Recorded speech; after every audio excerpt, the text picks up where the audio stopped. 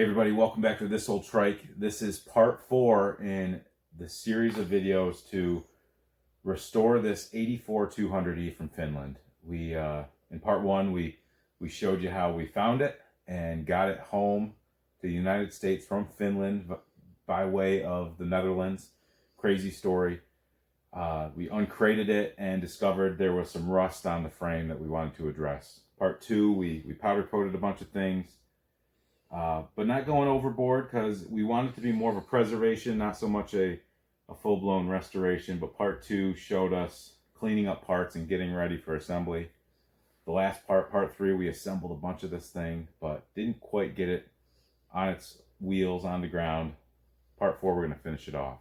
And my son Bennett, who's helping me film right now, is going to be the first person to ride an 84 200E in North America. Prove me wrong.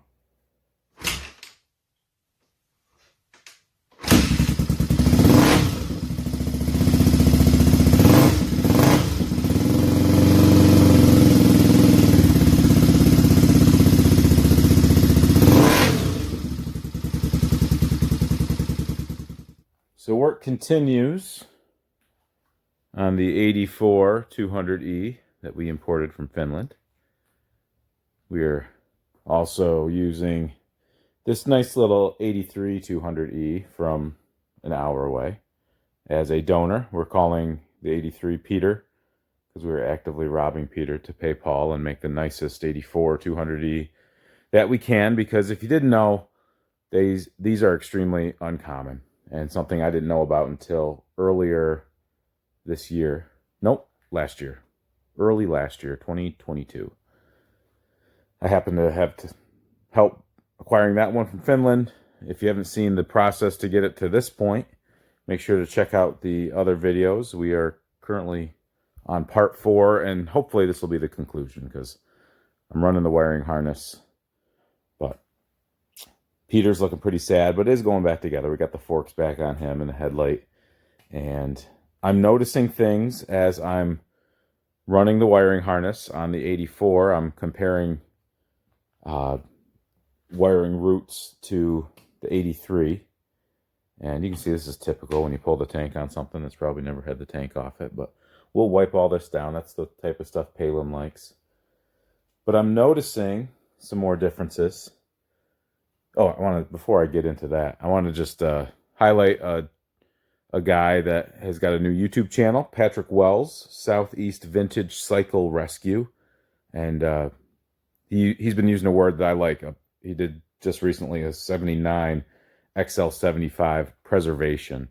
So I would say this is more of a preservation than a restoration because, you know, I've not removed the side covers to paint them. I've blasted the aluminum. These forks have patina. There's patina everywhere that I'm cleaning where I can. I'll do a little more work on these tires. But this will be a preservation of a survivor versus a full-blown restoration where I'm trying to make every single thing new. But this donor has helped us do that because this had a lot more nicer parts that were more lightly patinaed than what came on the finished bike. But in this process, I've noticed some difference because a lot of people, you know, they're unfamiliar with the 84 200E. What's the difference? And I'm noticing less differences between the 83 200E and the 84 200E than I did on the 84 200ES versus 85 200ES. I didn't misspeak right there. There is an 85 200ES if you didn't know, and you should go back through my videos and check that out. But some of the things we noticed, I pointed this out last time. The dash for the 83 does not have a neutral indicator. The dash for the 84 does. And my buddy Nick over at West Michigan Motorsports, check out his YouTube channel, like and subscribe. He pointed out that these are the same dashes from the 200M, which put me onto something because I wasn't even thinking about that some of what we see here is probably 200M because those components were flowing down the assembly line. Honda was probably using up 200E frames because they've already switched to the 84 200ES, and the chain drive platform is going out as it corresponds to 200Es. Now, is this frame different than a 200M? I don't know. I don't know, because 200M wouldn't have the sub-transmission. But does that mean the frame is different? I am not intimate enough with 200Ms to know. But I'll do some research, and you come back, and I'll let you know what I find out. But what I have found out is this recoil is also like a 200M. This has a little plastic, and 200ES also. This is different than the 200E. Plastic insert. Notice this is just smooth metal versus the 83. This is a sticker, and you got these dimples. So that's a difference that I've noticed. And I've noticed, as I've been running the wiring harness, this clamp is the only thing holding that wire here. It's probably a little low. Well, it'd be nice if I showed you that on camera. This is a little low, but that's the only thing holding this to the down tube from the frame.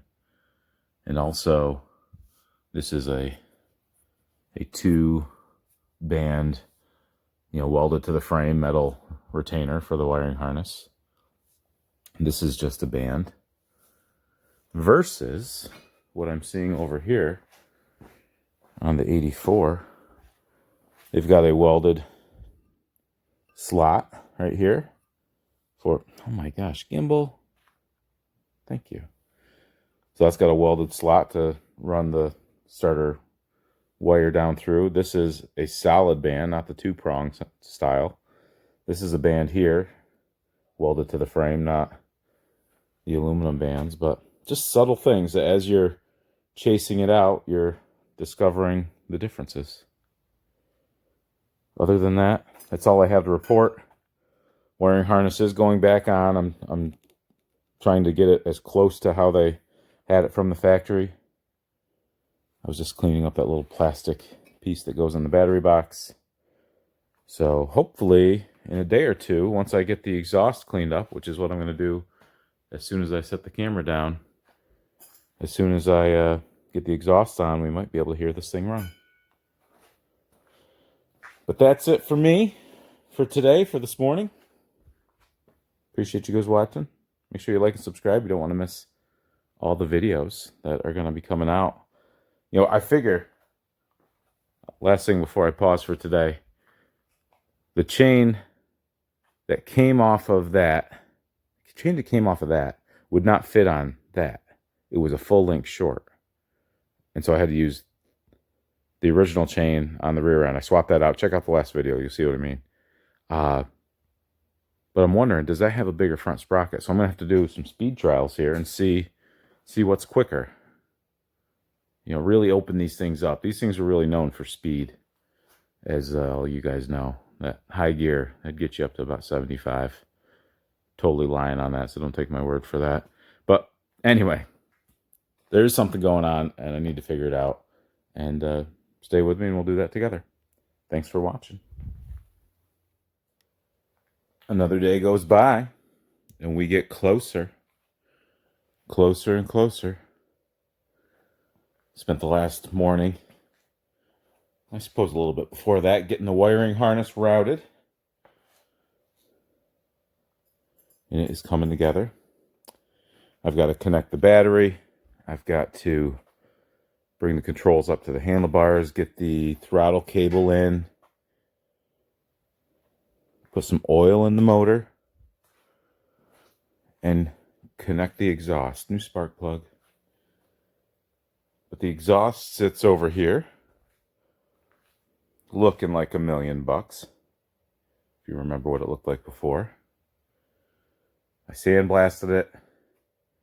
And this is fresh spray paint. This isn't Cerakoted or anything. Just many, many coats of this. No primer. I've done more than a few exhausts this way. And it holds up. It's durable. And then you use some engine enamel. Not necessarily high temp, but engine enamel will work. Satin paint to contrast the heat shield.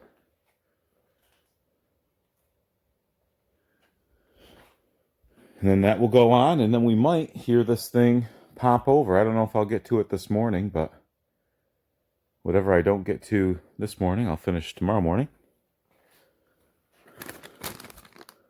That's the gasket between head pipe and muffler. That's the copper crush gasket that goes between the head pipe and the engine cylinder. And these are engine studs, or exhaust studs that were not present on this guy, so they just had the exhaust bolted on. We're going to do it the right way. And that's where we're at right now. I'm going to get to work. On today's episode of Is This Thing Even Done Yet? We are connecting green wires to green wires and black wires to black wires and brown wires to brown wires, but then you end up with green wires with red stripes and things that don't add up. And I didn't take this apart, so I don't know exactly what's going on. But I got a book that tells me what is. So here's the wiring diagram for a ATC 200E. This is from the official. That's an 82, as we can tell by the decal. So I'm working on that. We got the handlebars loosely on. We popped in a new spark plug yesterday. We're topping things off with oil. Some GN4. Wiring harness is pretty much on. These things never hold up, these little rubbers. And I actually was looking, I think I might even have them upside down, so don't look at that too closely, but they went to this style. 83 has two of these styles. One goes vertically there. That's the difference. That's why this is threaded, because there's a bracket on the 83 that the 84 doesn't have. Been finding subtle differences, like the vent tube that comes up in the frame on an 84 comes up in rounds and goes into the rack like an 84 200 ES does, like the 85 200 ES does. 83 stops short somewhere back here. But my goal today is to take the exhaust and mount that, take my studs and install them, and hopefully hear this thing go pop, pop, pop, pop, pop. But I got to figure out my wiring, and then I've got to put the exhaust on. And I'm going to let you see a little bit of that. So give me a minute while I get myself situated. Okay, here are the parts that we're going to use. 2 engine studs. If I could get them out here. So we'll pull those out. Put those in first. This is a hollow copper crush washer, if you don't know how those work, but they sit in front of the head pipe, and as you tighten the nuts down onto the studs, you push the flange portion of your header pipe into that copper crush washer, and it seals down and makes a nice seal. So that being said, we're going to try to get that installed right now. Okay, we'll see if this is a bad idea. Got this acorn nut, probably off an 86 350X. I'm going to put a little thread locker.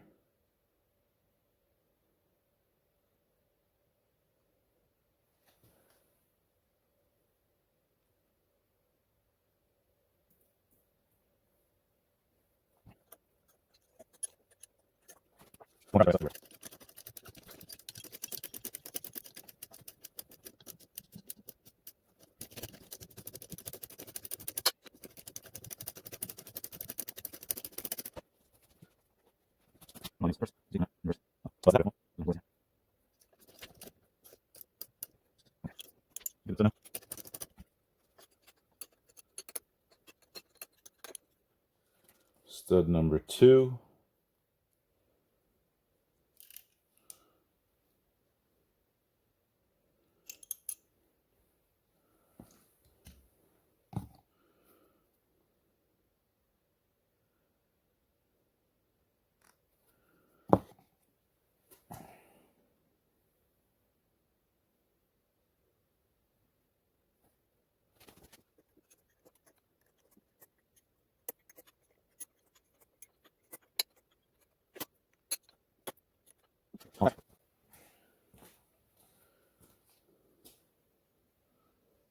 So sometimes this can be a bit of a trick because it wants to fall out.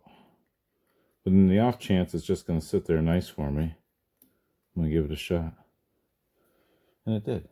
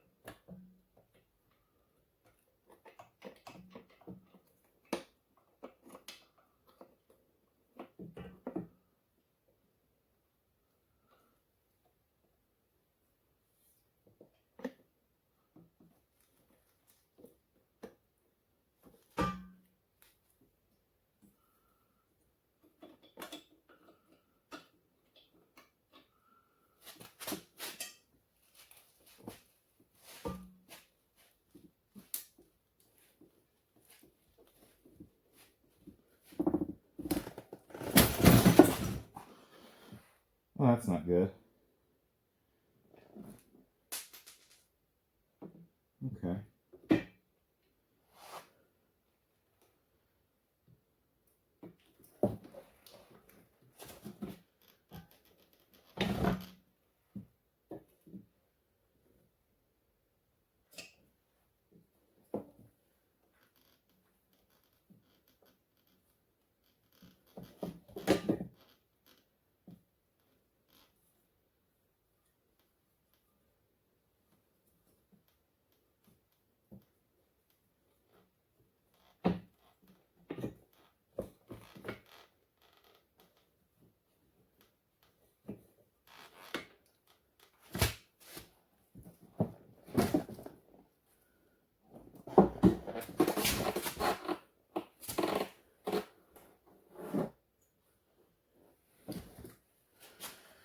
Whew.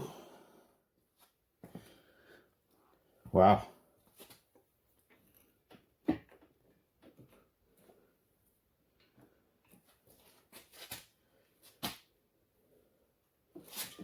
I'm right where I need to be, though. Okay, let's get one bolt in this.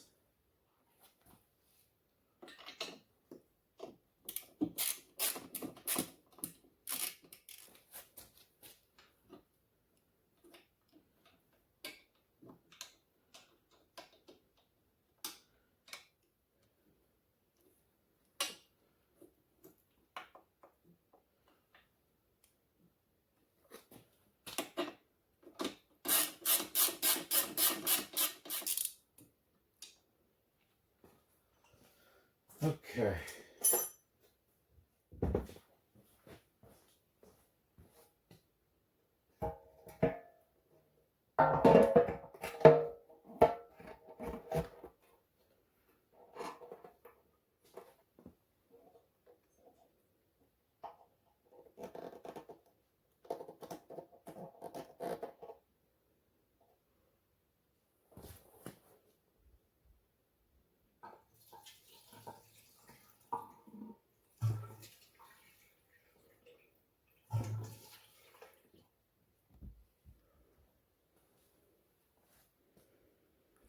We are overflowing. Shoot.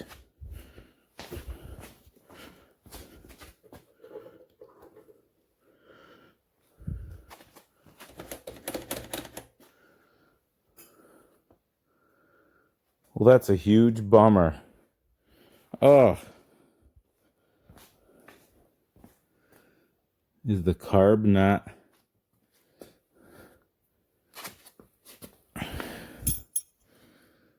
Ugh. Maybe we can just do a little...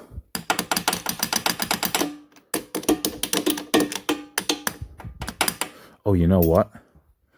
I bet they opened the... Yeah, that's what they did. They opened the bowl because they had to drain all the gas out.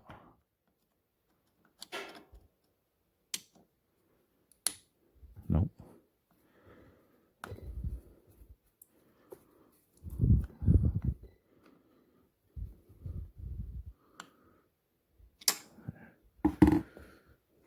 Let's see if it does that again.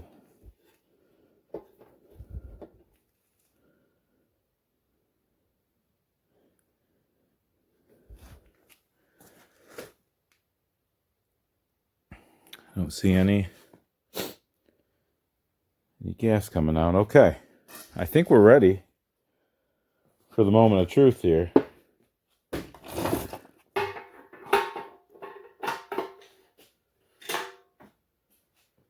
For the first time on U.S. soil, dare I say North American soil, a 1984 ATC 200E is going to run. Hopefully.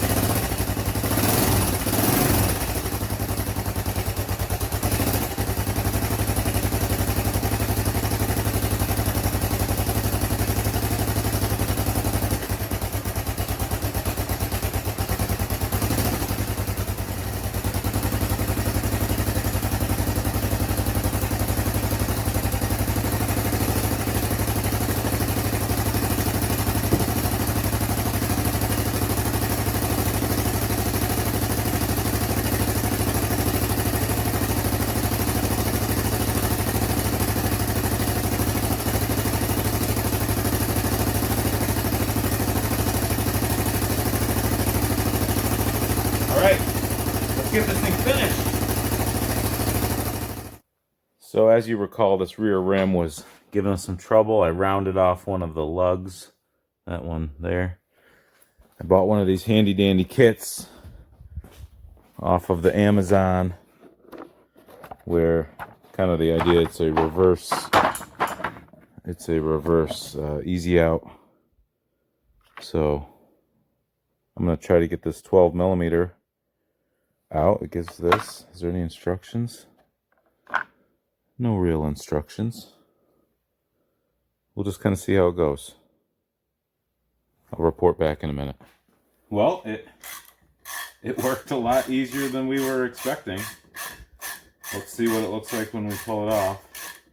It started to spin just a little bit, so I tapped it on a couple times with the hammer, not super hard. But it bit. Now you got to get it off that. That'll be the next thing. They give you this little tool that maybe that's what you're supposed to do, but that spiraled on and grabbed it. We're back in business. So that's my first time using one of these. You can see like that line there between my fingers. It grabs right on. You can see how badly I destroyed it. I was using a 12-point socket instead of a 6-point socket, and this just did not like it. So here's a little kit I got. I'm not getting paid to endorse this at all, but worked for me. Maybe it'll work for you. So we just heard it run yesterday morning, and then I had to sneak off to work. The only things left to do today, I was just going over this with Bennett. We've got foot pegs, brake, foot brake, finish up assembling and installing the exhaust.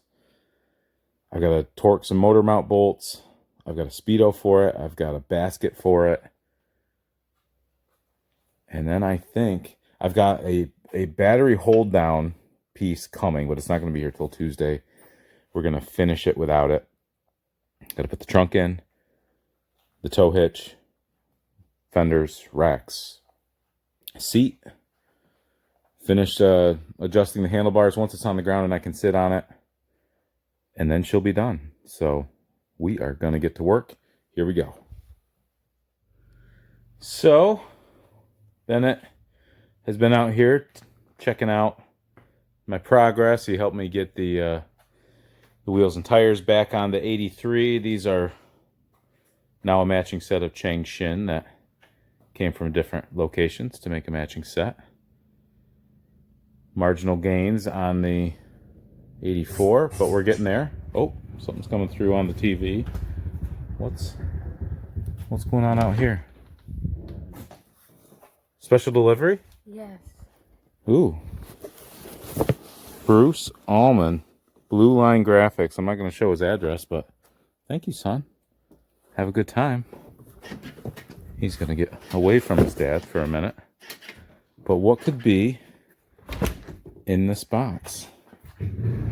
What could be? What could be? Looky, looky. Oh my goodness. 200E decals. My hands are absolutely filthy, so I don't want to touch any more than I have to.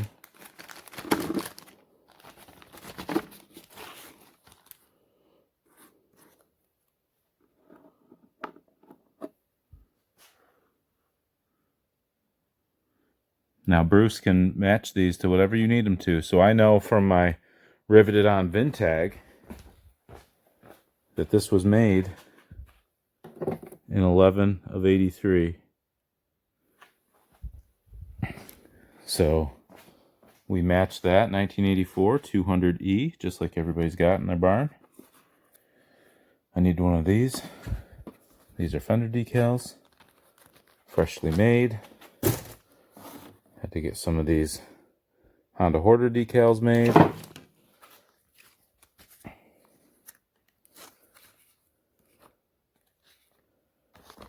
He made me the whole set. So this is to replace this, because my other one is broken. Where is the other one?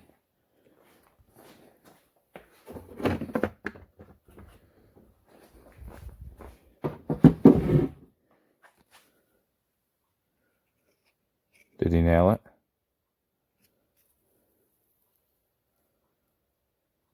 Let's get back to work. Foot pegs are on. Rear brake is on. Got to put my exhaust shield on.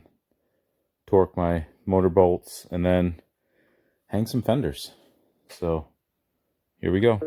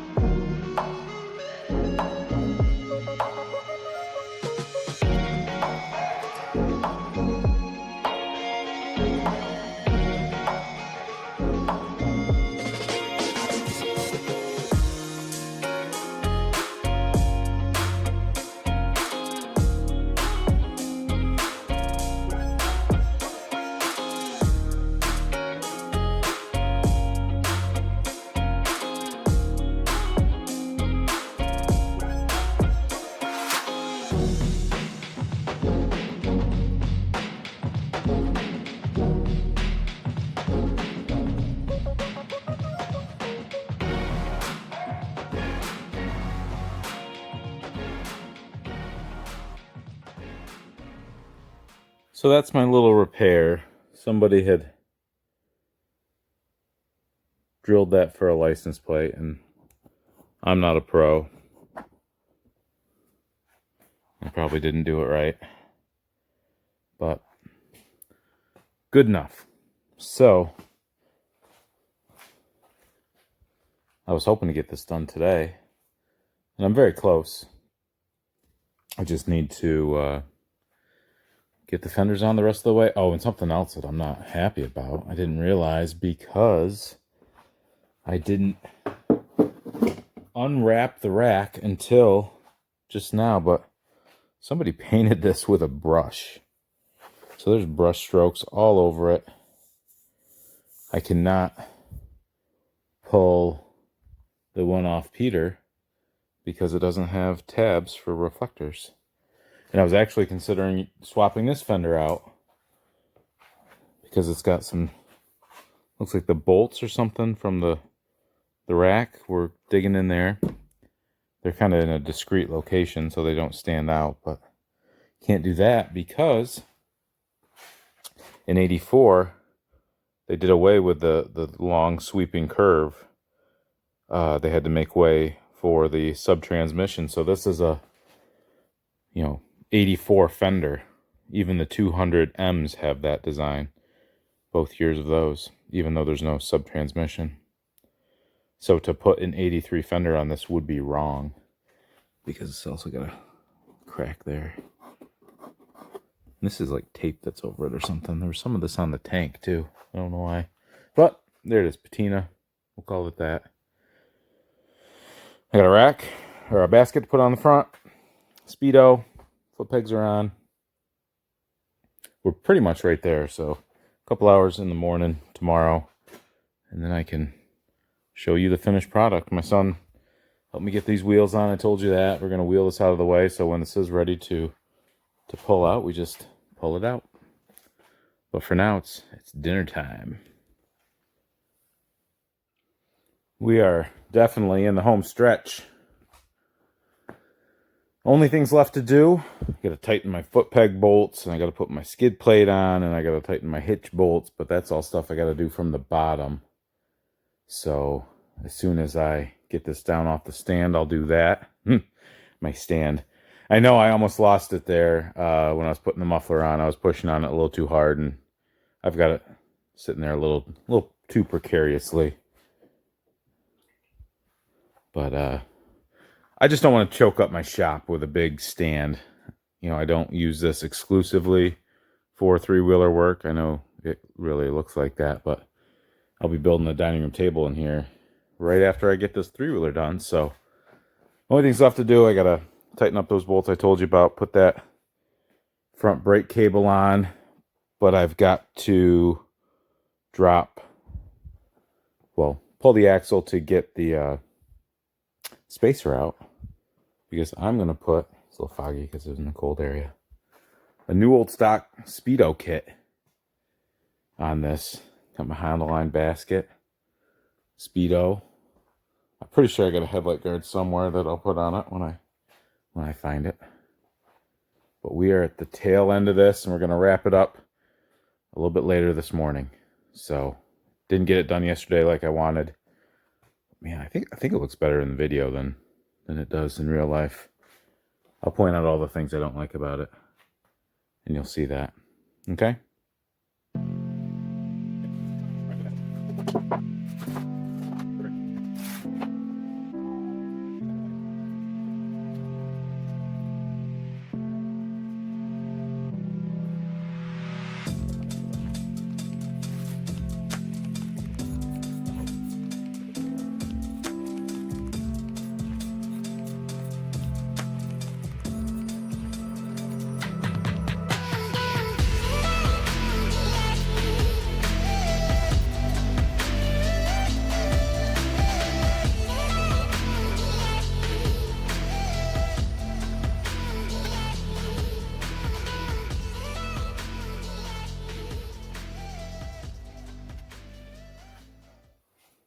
Okay, all of our bolts are tightened on the undercarriage.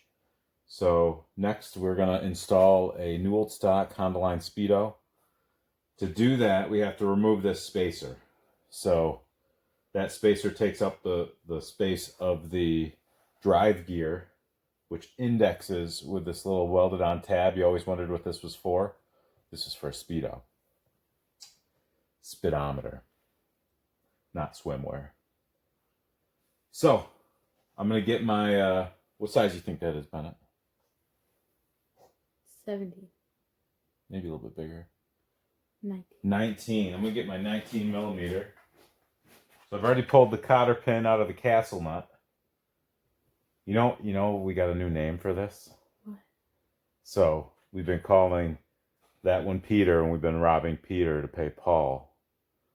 And it's a 200E. So the name becomes Paulie. But Paulie always almost like begs to have something after it. Like Sopranos, or was Paulie Walnuts. Well, this is Paulie Castle Nuts. Wow. Okay. So Bennett is going to assist me in this little operation. Let's get ready. So here's the drive gear that is going to index on that. Now I can't remember if this goes out in front of or behind the fork, and it probably goes behind. When we reference our instructions, am I getting this in the shot, Bennett? Yeah. So it's showing the cable set screw. So this screw lines up with a hole that's right here that you probably can't see. So that's where we're going to place it, because we're going to need to back that screw out to allow the cable to go on. So that makes a lot of sense. Okay. Instructions are good.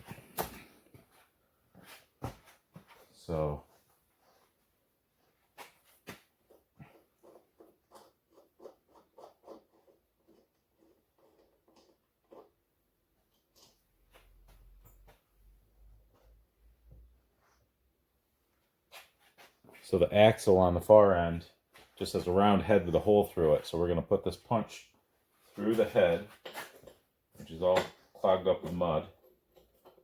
So that cleans that out. Now, Bennett, I want you to work that back and forth. This? Yep, and pull the axle out about 3 inches. All right, you're halfway there. Okay. No, you're perfect. It's perfect. Can you hold that?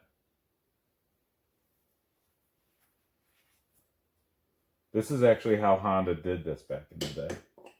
They hired 13-year-olds. Oh, I gotta pull that dust seal out. Okay. We may need to improvise. Pull that out another inch. Okay, good.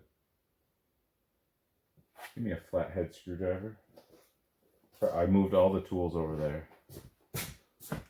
So this dust seal has to come out.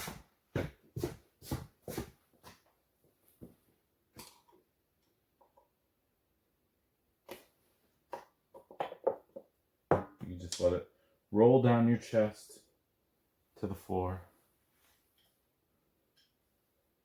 Then the drive gear will press in. I'm just going to put a little grease on this O-ring to help it seal and help it slide into place. How you doing, Bennett? Incredible. He's doing incredible. So that's probably good.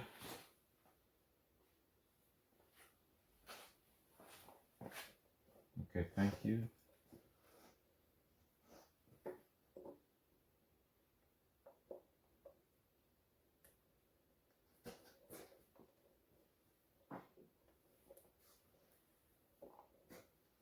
Okay. You can slide that back up and through. It helps to read the instructions all the way, because the spacer goes between the drive gear and the fork. So we've got to undo some work. I'll be right back.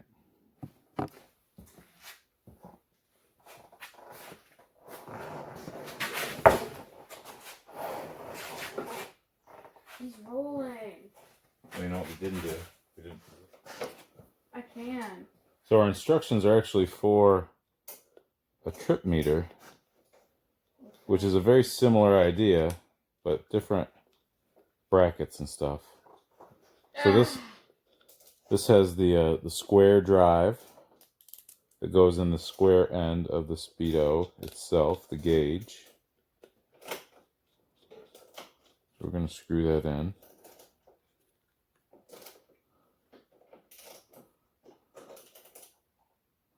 I'm kicking myself now because I just did all this wiring. So I'm going to have to open up the headlight to make it work. But I'll get my JIS screwdriver, back that screw out of the drive gear, and I slide this in and see how it's got that curve.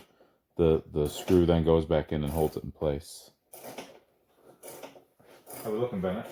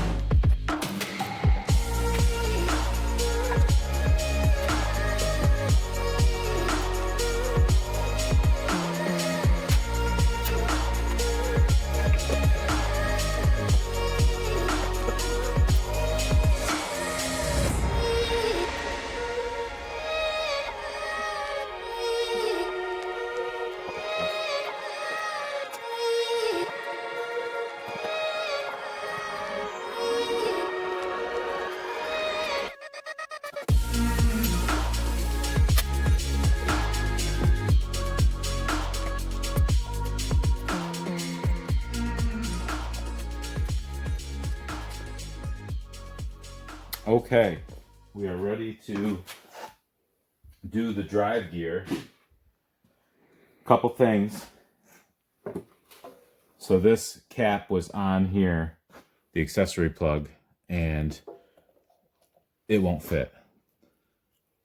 There is usually a rubber, a low profile one that goes on that apparently I don't have for this machine. So we're not going to be able to do that. We're going to route the cable though behind the front fender here. There are no other attachments that I see for the cable other than just putting it back behind here. So that's what we're going to do. I loosen this screw through this window. And inside the drive gear is a blade that fits on that. So you got to kind of get that oriented correctly.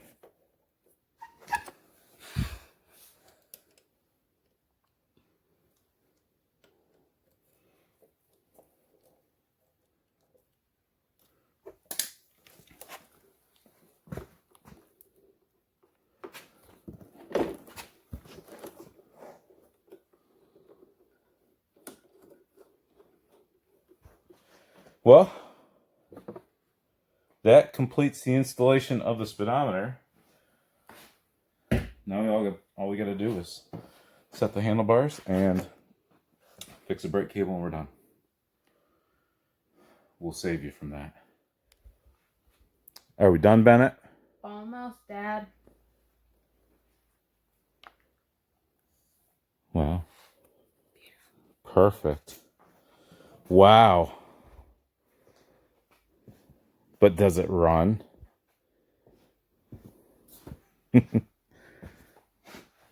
Turn the gas on. Here, it's right here. No, it's right there. Okay. Ooh, ooh, ooh. I think we ought to take it outside and ride it. Yeah.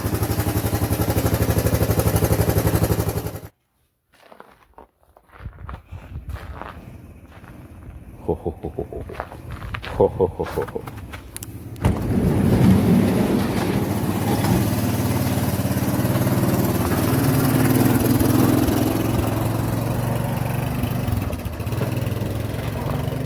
The first person to ever ride an 84 200E in the United States, and most likely all of North America. Bennett Sterling Fraser. There he is.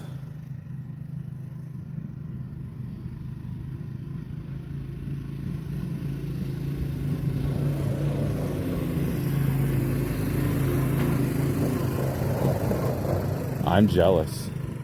That could have been me. I didn't even get to ride the 85 200 ES. So there you have it, ladies and gentlemen. Where is he? The 1984 ATC 200E. Not necessarily restored, I don't give it that, but preserved. We had to take some measures to make sure further rust did not happen. We imported it from Finland by sending it, oh, he's getting a little squirrely there. Imported it from Finland, sent it to the Netherlands, flew it over, took some measures to make sure the frame and other things weren't going to rust anymore, and there it is. I actually want to get him over here to pick it apart a little bit, because I want to show you some things I didn't like, and some things that I think are going to be projects for another day. All right. How'd she handle out there, Bennett? Oh, beautiful. Magnifique. Well, you're cold, as you just told me before we got on camera, but why don't you hop off? I'm going to point out some things that I like about it and some things that are probably projects for a future time. I didn't even look at my speed. Oh. So we did comment after we got the speedometer on that, yeah, this placement is not optimal. You know, you really got to look down and around. And that's how it is on all these 200 Big Reds. It's just the bracket they used. So in finishing this up, I mentioned how, I think I mentioned how the rack, I didn't unwrap it until yesterday, at which time I discovered it was hand painted with a brush by somebody. So I do foresee myself pulling the racks, front and rear, repowdering those, or powdering those. They're not powdered to begin with, they're painted. The seat cover is aftermarket. I haven't commented on that. It looks decent. If you didn't know, you might not suspect. The tank has its blemishes. There was some touch-ups done to it. It's clean on the inside. I will probably look to get another one for a 200E, 200ES, or 200M and repaint it. I would probably powder the hitch while I'm at it. The skid plate. This fender has its share of blemishes, so if I did find another nicer one, I would seek to replace it with that. The fork lowers are a little rustier now than the rest of the machine. They stand out. The rims do need a little attention, so I'll probably paint them or powder coat them. But that's it. I think just that will make this a lot nicer machine and a respectable restoration. There's still more that you could do, but that would be good enough. I'd be pretty pleased just to leave it after that. But that's it for me and Bennett. Thanks for watching. Don't forget to like and subscribe. We got Bennett's ATC 70 build coming up, which now will have center stage in the shop. I've got to tear apart a motor for that 250R to get that back and running. That's what started the channel, Bennett. I started that project and then I just abandoned it. And we got to get old Peter back together and post it up for sale, send that down the road. Now that it's been pillaged. It's terrible. You should ask your viewers if anybody wants it. I actually have an interested person already, so it might be sold to a friend. But yeah, all right. Thanks again, everybody. Over and out.